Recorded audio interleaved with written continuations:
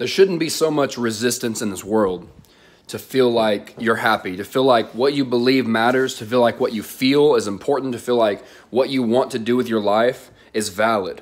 And I read this meme the other day that was a person's interpretation and understanding of Mr. Smith from the movie Matrix, The Matrix.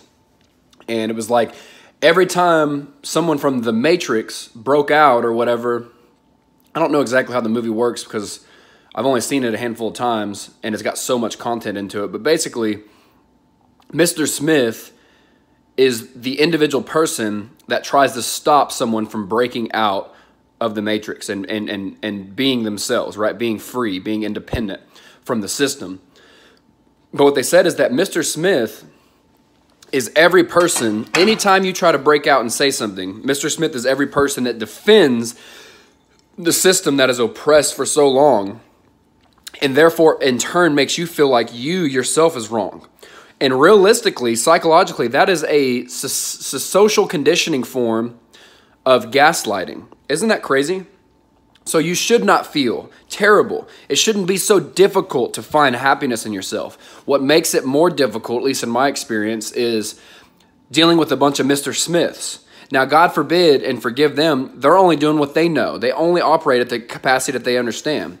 But in a way, it's a bunch of robots. So if you say something against, and Mr. Smith happens in different ways. You have the Mr. Smith Republicans, you have the Mr. Smith Democrats, you have the Mr. Smith Christians, you have the Mr. Smith agnostics, you have the Mr. Smith atheists, and you have all these different sects, S-E-C-T, and all these different types of groups of people. But if you were to ever be grown up and raised in one and you start to think outside of it, the Mr. Smiths are going to pop up everywhere. And that's where it gets difficult because it's your family and it's your friends. It's all the people you were fucking taught to trust. That's why it hurts.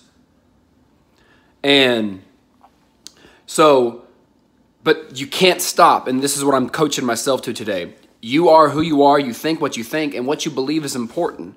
We're not just pieces of shit that are just trying to just make an easier life so the sake that we don't work. It's almost like if you're a millennial is what I'm hearing, and you have these free thoughts and you want men to have a lot more emotional capacity to feel what they feel. That's not making you feminine. That's actually advancing. That's giving everybody a better chance at having happiness, and which is in our Constitution, the pursuit of happiness. You know what I mean? So, and you know what? I'm not the best at wording all this. I'm not the best at wording the interpretation of what I'm coming across. So I'm going to have mistakes. And there's going to be areas that people can hear what I say and just fucking bounce on it and make me feel small and low. And that's fine.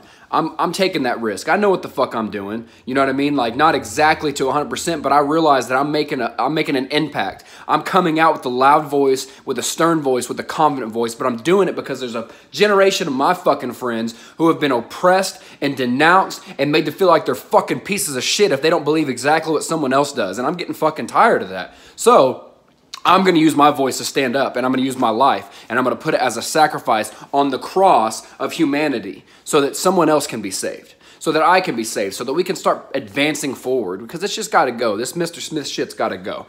I can believe whatever the fuck I want to believe, and especially when it's really not hard to grasp it. It's easier to... It's more, you're going to get me to believe that some fucking guy in the sky and this entire religion of Christianity and magic and it's always God and there's no fucking evidence.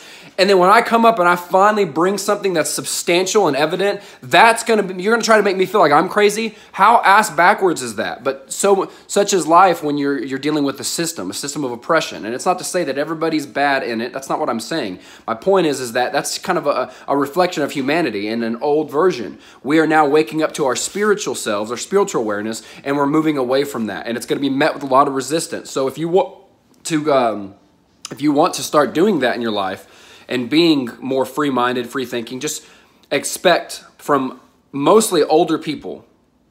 It doesn't have as much of a grip into the millennials and Gen Z, but mostly older people. Expect some resistance, okay?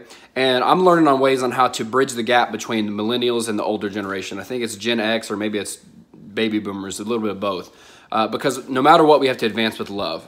And everyone is important, everyone matters, even the older people. So this is just more for millennials. It's saying, stay woke and expect resistance, but find a way. Use your intellect, use your spiritual awakeness, and find a way to bridge the gap using love. That's what it's about. David Shaw, under 5 minutes. See ya.